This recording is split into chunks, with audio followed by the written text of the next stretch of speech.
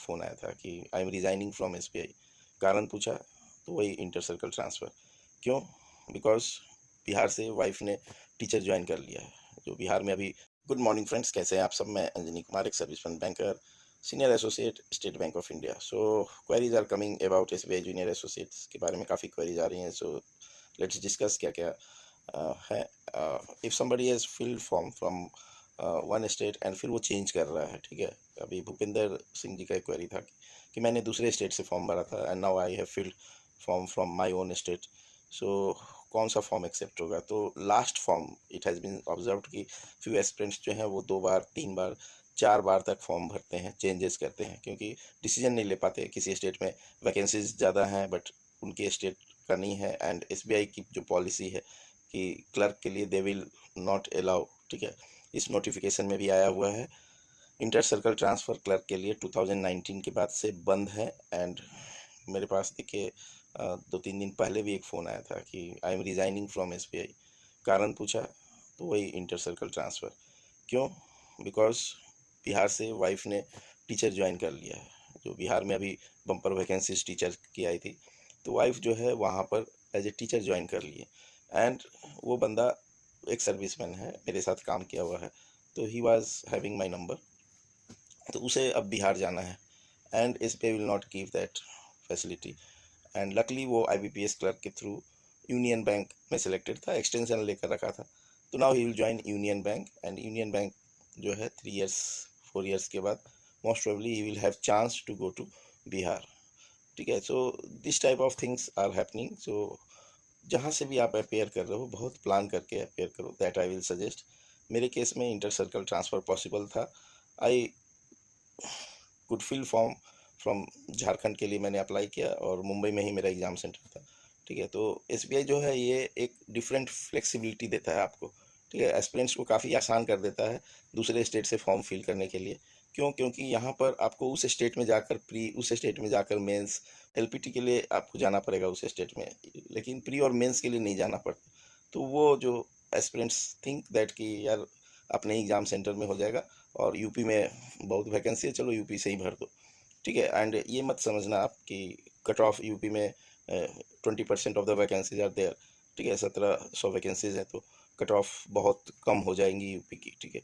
क्योंकि cross India में opportunities wait कर रहे हैं लोग, ठीक है। एंड मेनी एस्पिरेंट्स रेडी होंगे कि yes I am ready to work in UP, there is no problem. ऐसे भी एस्पिरेंट्स आपको बहुत सारे मिलेंगे, and many such aspirants will apply from UP, from Rajasthan, from Gujarat, ठीक है। आई थिंक 2021 का जो नोटिफिकेशन आया था, गुजरात में 900 वैकेंसीज थे आउट ऑफ 5000। एंड कुछ लोगों के कमेंट पढ़ा कि Modi ji is doing partiality, अपने स्टेट में वैकेंसीज ज़्यादा निकाल रहे हैं, ठीक है।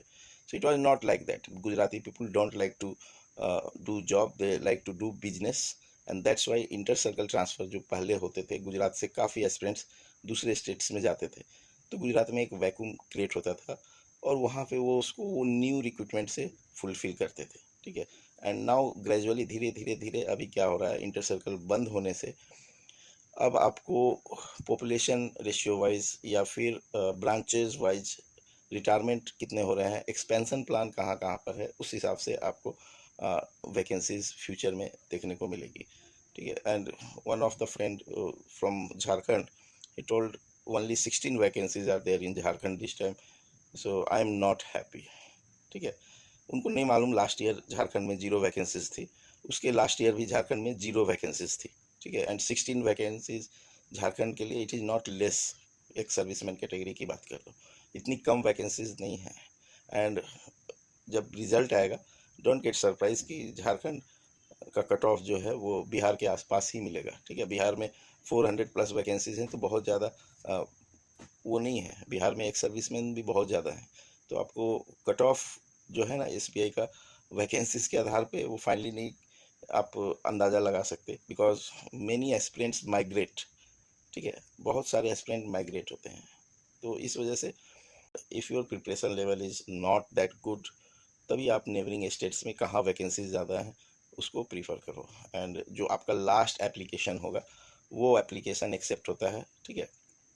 एंड हिंदी में आप एग्ज़ाम दे सकते हैं एक्सेप्ट इंग्लिश पेपर। किसी ने पूछा था सर मैं गुजरात से अप्लाई करना चाह रहा हूँ, ठीक है, तो can I appear in exam in Hindi. Hindi में आप अपेयर कर सकते हो, ठीक है, reasoning quant and English, English में ही आएगा।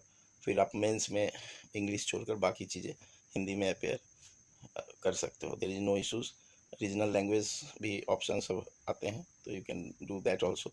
So this is the information for today. Hope you will appreciate it. Thank you for giving your precious time. God bless you all.